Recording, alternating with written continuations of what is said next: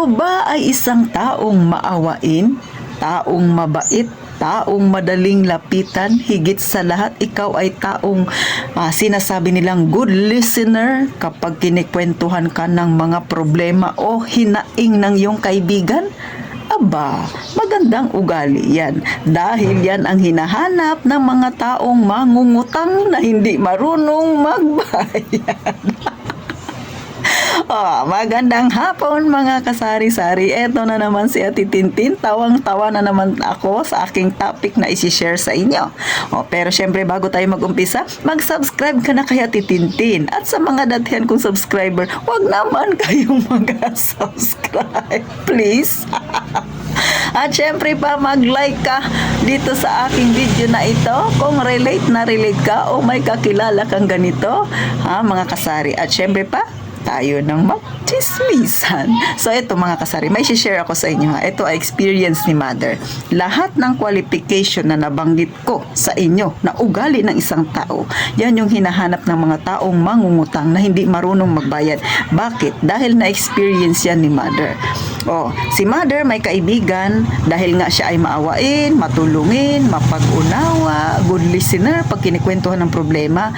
Nadali siya ng kanyang kaibigan ng halos 80,000 pesos. Ang sinabi sa kanya, Ate Rem, pahiramin mo lang ako ng pera kasi kailangan ng asawa ko kasi aakyat na siya sa barko. So yun na lang ang kanyang kailangan. Magpapamedical siya. Tapos na. Yun ang paliwanag sa kanya. At kapag nakasahod na siya, unang-unang sahod, Ate Rem, ibabayaran kita with interest pa.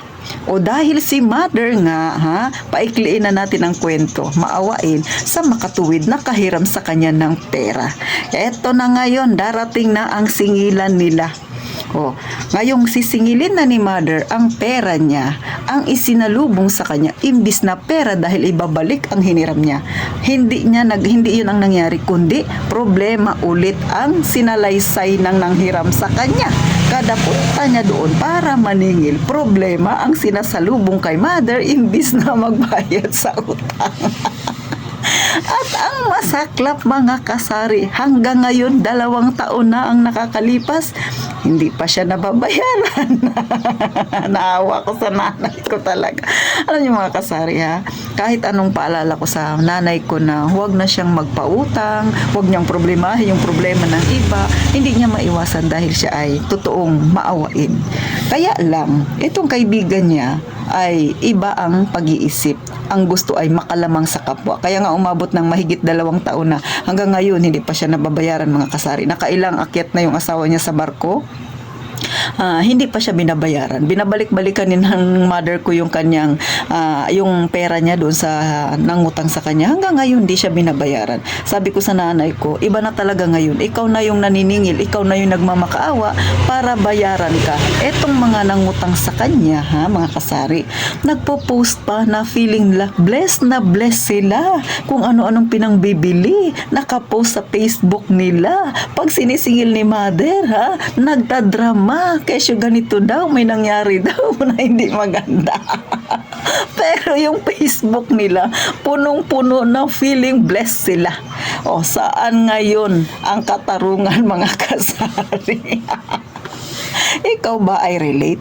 Naranasan mo na ba yan, Sisi? Kung hindi mo pa yan naranasan, huwag mong naising maranasan yan dahil mai-stress ka, gaya sa nanay ko na nangyari. Kasi nga, nung kailangan niya na yung pera, hindi niya masingil. Kapag naniningil siya, pupunta siya doon sa taong nangutang sa kanya. Ang isasalubong sa kanya ay problema. Ang idadaing sa kanya ay problema.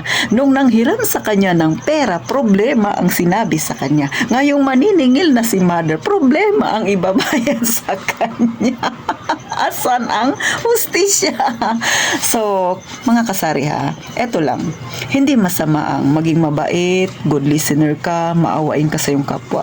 Pero siguraduhin mo lang na hindi ka mapapasok sa bitag ng mga taong ito na palautang na hindi marunong magbayad. Sa totoo lang, yung pera na pinahiram ni mother ay ipit-ipit niya yan. Kailangan niya yun. Mga kasari, nung kailangan niya na nga, kailangan niya ng gamot dahil nagmi-maintenance siya, hindi niya na masingil. Yun ang napakasaklap. Kaya sa mga kasari dyan na may mga ipon na, tapos may lumapit sa inyo para manghiram, huwag ninyong ibibigay yung ipon ninyo. Huwag kayong basta-basta magtiwala. Pero hindi ko sinasabing masama ang magtiwala. Ang sa akin, pagka pera na ang involved, mag-ingat kayo sa mga taong may ganitong pag-uugali, mga kasari. Isa pa, sa totoo lang, bihira ka na lang makakita ngayon ng mga taong marunong manghiram na marunong magsuli. Kadalasan, ang nakakasalamuha natin, marunong manghiram, hindi marunong magbayad. Kaya sana pag-ingatan ang pera na pinaghirapan natin, lalo na kung dugo at pawis ang ipinuhunan mo dyan para maipon yung pera na yan. Dahil sa huli, pag ikaw ang nangangailangan, baka wala kang malapitan. So hanggang dito na lang mga kasari, sana nakakuha kayo ng aral sa aking na-share sa inyo. Huwag ninyong gagayahin ang mother ko na masyadong maawain. Baka makatagpo rin kayo ng mga taong hindi marunong magbayad, marunong lang silang mangutang. So paano? Gaya nga ng palaging sinasabi ni Ate Tintin, mag-iingat tayong palagi mga kasari.